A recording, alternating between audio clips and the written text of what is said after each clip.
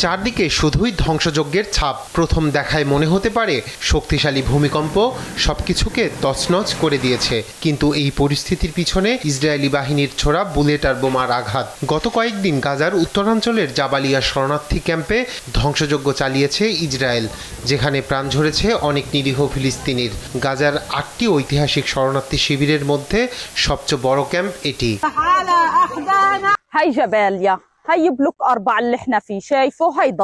গোটা এলাকা উধাও হয়ে গেছে, লোকজন তাদের ঘরবাড়ি খুঁজে পাচ্ছে না, এমনকি আমরা আমাদের আত্মীয় স্বজনকে খুঁজে পাবো কিনা জানি না। জাবালিয়ায় ধ্বংসযজ্ঞের মাত্রা দেখুন। ইসরায়েলেরা আমাদের শেষ করে দিয়েছে। তারা আমাদের উপর ক্ষেপণাস্ত্রের পরীক্ষা নিরীক্ষা চালাচ্ছে।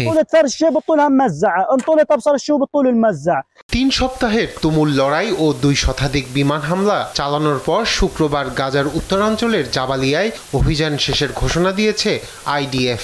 প্রত্যাহার করে নেওয়া হয়েছে সেনা।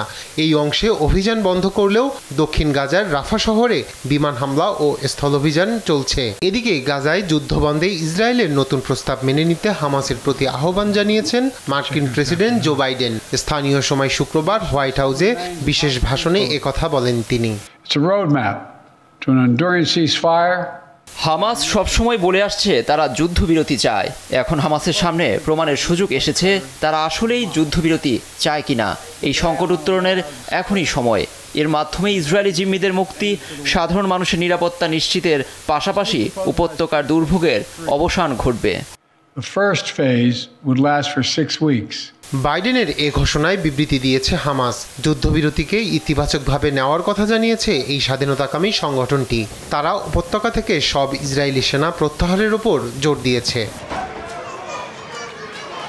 এই উদ্যোগকে স্বাগত জানিয়েছেন ইউরোপীয় ইউনিয়ন সহ বিশ্বের অনেক দেশের নেতা। জাতিসংঘের মহাসচিব অ্যান্তোনিও গুতেরেসও সাধুবাদ জানান।